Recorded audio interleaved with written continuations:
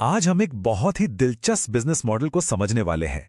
एक ऐसा मॉडल जो ये दिखाता है कि बिना खुद कुछ बनाए भी एक सफल बिजनेस कैसे खड़ा किया जा सकता है। सोचिए, बिना कुछ बनाए एक पूरा का पूरा बिजनेस कैसे? चलिए देखते हैं इस पिच डेक में क्या है। तो सवाल ये उठता है कि क्या ये मुमकिन भी है? मतलब बिना किसी फैक्ट्री के, बिना कोई महंगा सेटअप लगाए एक बड़ा बिजनेस एम्पायर खड़ा करना? सुनने में तो मुश्किल लगता है ना? पर यह मॉडल दावा करता है कि इसका जवाब हाँ है। तो चलिए शुरू से शुरू करते हैं। देखिए, कोई भी जब बिजनेस करने की सोचता है तो सबसे पहला सवाल क्या आता है दिमाग में? यही ना कि पैसा कमाने का सबसे सही तरीका क्या है। अब मोटे तौर पर देखें तो दो ही रास्ते नजर आते हैं। एक है मैन्युफैक्चरिंग का, मतलब खुद फैक्ट्री लगाओ, सामान बनाओ। इसमें पैसा भी बहुत लगता है, मशीनें चाहिए और रिस्क तो है ही।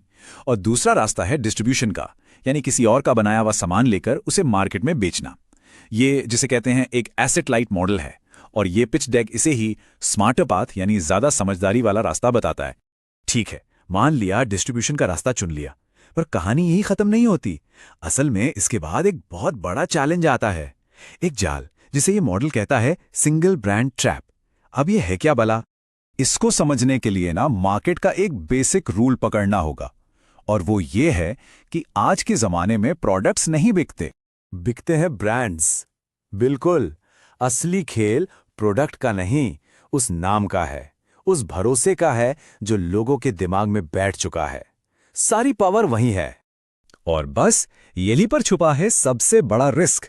सोचिए, अगर किसी का पूरा बिजनेस सिर्फ एक ही ब्रांड पे टिका हो तो क्या होगा? उसकी किस्मत तो उस ब्रांड से बंध गई। ब्रांड चला तो बिजनेस भी चला, ब्रांड डूबा तो बिजनेस भी साथ में डूब गया। इसका सबसे बढ़िया उदाहरण है टाटा ग्रुप। वो एक कॉन्ग्लोमरेट हैं, मतलब उनके पास कई अलग अलग तरह के बिजनेस हैं। तो होता क्या है कि अगर कभी टाटा मोटर्स उतना अच्छा नहीं कर पा रही तो टाटा स्टील संभाल लेता है, एक की कमी दूसरा पूरी कर देता है, और उनका प्रॉफिट हमेशा बैलेंस रहता है। तो फिर इस सिंगल ब्रांड वाली प्रॉब्लम का सल्यूशन क्या है? इसका हल ये मॉडल देता है एक एग्रीगेटर सल्यूशन के रूप में, एसेंशियली एक पार्टनरशिप मॉडल। अब इसका स्ट्रक्चर बड़ा सिंपल है। यहां एक एक ब्रांड के पास जाकर डील नहीं करनी है, बल्कि ये मॉडल उन ग्लोबल एग्रीगेटर्स के साथ पार्टनरशिप करने को कहता है जिनके पास पहले से ही 100 से भी ज्यादा ब्रांड्स के राइट्स होते हैं। तो यहां पार्टनर का काम क्या है? उनका काम है इन ब्रांड्स को मार्केट में लेकर जाना, उनकी पैठ बनाना। चलिए अब आते हैं इस मॉडल के सबसे इंटरेस्टिंग पार्ट पर, पैसा। इसका फाइनेंशियल प्रोपोजिशन क्या है और इसका स्ट्रक्चर इतना अनोखा क्यों है? देखिए, यहां कमीशन और रॉयल्टी का फर्क समझना बहुत जरूरी है। कमीशन का मतलब क्या है? जब तक काम किया जा रहा है तब तक पैसा आ रहा है, जिस दिन रुक गए कमाई जीरो। लेकिन रॉयल्टी का मतलब है एक ऐसा सिस्टम बना देना जो खुद ब खुद चलता रहे। एक्टिवली काम करें या ना करें, पैसा आता रहता है। हर बिजनेस के ना दो हिस्से होते हैं। एक होता है कॉस्ट सेंटर, मतलब वो जगह जहां पैसा खर्च होता है, ऑफिस का किराया, स्टाफ की सैलरी, ये सब। और दूसरा होता है प्रॉफिट सेंटर, जहां से पैसा कमाया जाता है, जैसे कि सेल्स और रेवेन्यू। अब इस मॉडल का कमाल देखिए, ये कहता है कि कॉस्ट सेंटर का 90% हिस्सा आउटसोर्स कर दो और प्रॉफिट सेंटर पर अपना 100% कंट्रोल रखो। मतलब बिजनेस के जो सबसे खर्चीले और सिरदर्द वाले काम है, वो 90% काम कोई और देखेगा और पार्टनर का फोकस सिर्फ एक चीज पर होगा, प्रॉफिट कैसे कमाना है। इससे रिस्क और खर्चा दोनों ही एकदम कम हो जाते हैं। अब जरा एक अंदाजा लगाइए, अगर इतनी ही कमाई वाला एक ट्रेडिशनल बिजनेस कोई शुरू करना चाहे तो सेटअप में कितना खर्चा आएगा? करीब करीब 1.5 करोड़ रुपए। और इस मॉडल में वो 1.5 करोड़ का इन्वेस्टमेंट घटकर रह जाता है सिर्फ 2.3 लाख रुपए, सिर्फ उतना। और ये भी सिर्फ एक बार का इन्वेस्टमेंट है, कोई बार बार लगने वाला खर्चा नहीं। और इतने कम इन्वेस्टमेंट से विजन क्या है? 5 साल में 7 करोड़ रुपए सालाना की इनकम जनरेट करना। सोचिए कितना जबरदस्त हाई रिटर्न पोटेंशियल है।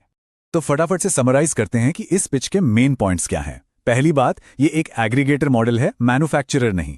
दूसरा, इसमें कई ब्रांड्स हैं तो रिस्क फैला हुआ है। तीसरा, इनकम रॉयल्टी बेस्ड है, कमीशन नहीं। चौथा, 90% कॉस्ट सेंटर आउटसोर्स्ड है। और पांचवां, इसमें सबसे बड़ा खर्च पैसों का नहीं बल्कि पार्टनर के टाइम का है। और आखिर में एक बहुत ही पावरफुल आइडिया है कि क्या बेचा जा रहा है, इससे ज्यादा जरूरी है कि उसे कैसे बेचा जा रहा है। वो चाय वाला उदाहरण याद है? सड़क पर वही चाय 2 रुपए का प्रॉफिट देती है और एक प्रीमियम कैफे में 400 रुपए का। प्रोडक्ट सेम है, बदला क्या? सिस्टम, पोजिशनिंग, और ये पूरा मॉडल इसी सिस्टम पर ही तो फोकस करता है। तो ये पूरी बातचीत हमें एक बहुत बड़े सवाल के सामने लाकर खड़ा कर देती है। क्या आने वाले समय में बिजनेस की दुनिया नए प्रोडक्ट्स बनाने से ज़्यादा प्रोडक्ट्स को लोगों तक पहुंचाने के नए और बेहतर सिस्टम बनाने पर चलेगी? सोचने वाली बात है ना?